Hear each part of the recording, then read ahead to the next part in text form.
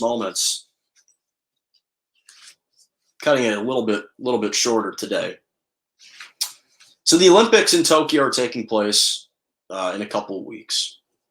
And so the United States track and field governing body just announced that Olympic and decorated sprinter Sha'Carri Richardson was left off the relay race roster and banned from the Olympics, at least for the first 30 days, because that's what her sanction is missing 30 days. And the reason why they said that they're leaving her off the relay race, which also bans her from participating in the 100-meter race, which is what she's known for, is because she tested positive for weed when she admitted to smoking weed as a antidepressant, as an outlet to grieve after she lost her mom.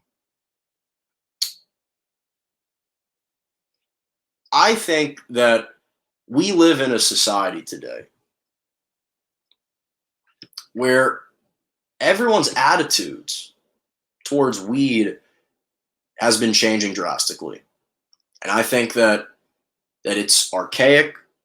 I think that it's antiquated. And to be perfectly honest, I think that the USA Track and Field governing body and the International Olympics Committee should be ashamed and should be embarrassed that you are banning and depriving one of the world-class athletes for engaging in something that studies have proved, and studies have proven, there have been multiple studies that have proven that weed doesn't enhance an athlete's performance.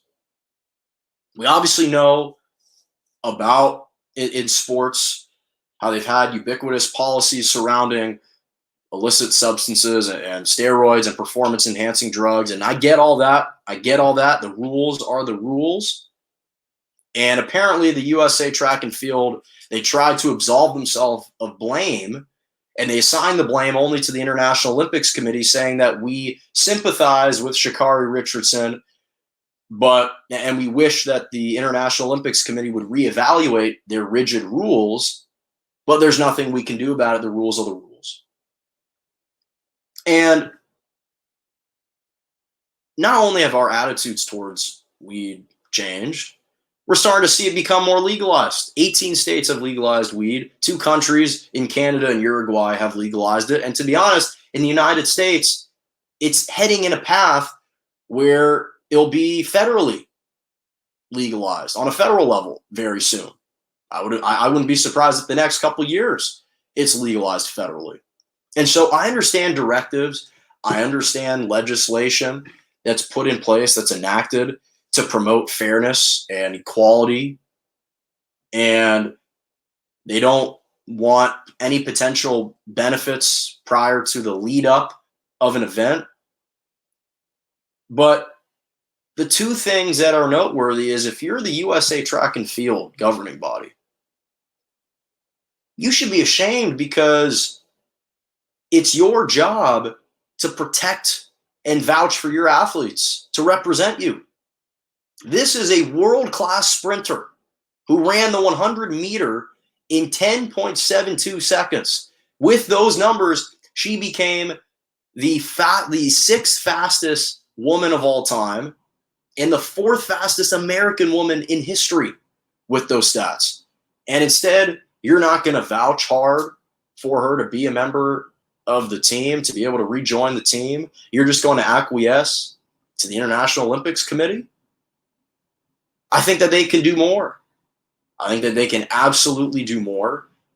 And to be honest, if you look at the International Olympics Committee, the mere fact that the sanction only lasts 30 days, which actually makes Sha'Carri Richardson eligible to rejoin the team for some of the final events, for some of the final relays, I think speaks volumes and actually highlights that on a general level, the International Olympics Committee clearly tolerates weed, because if they truly didn't tolerate weed, then she'd be banned altogether from the Olympics. She wouldn't even be eligible to rejoin the team for any future events. I mean, think about it. If someone really is that, they're trying to apply such rigid rules, and they really have an attitude that discourages using weed at all, and they're trying to ban it altogether, well, then why would you make the athlete still eligible to participate?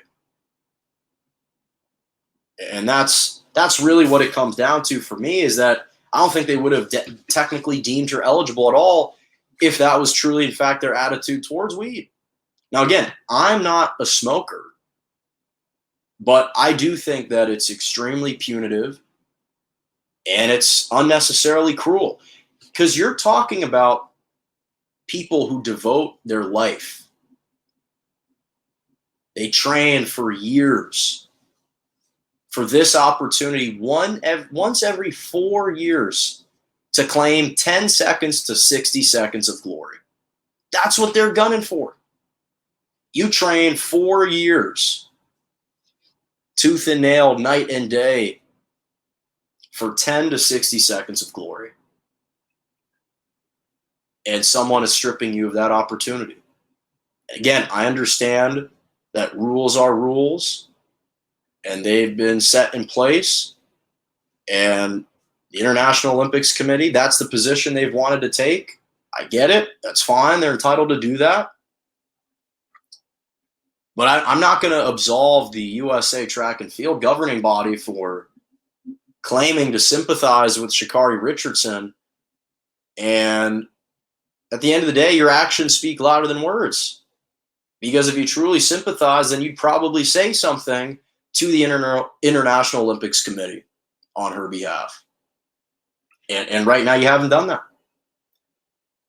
Again, you've got these world-class athletes, and you're depriving them of an opportunity to compete because of your rigidity and your refusal to adapt with the times and to modify your rules. And so I would just implore the International Olympics Committee to reconsider modifying these rules. Again, I'm not a smoker, but I can sympathize with someone who's trying to deal with trauma. You realize that what you did was you banned an Olympic sprinter from participating in the Tokyo Olympics this year because she turned to weed as an outlet to grieve for her departed mother.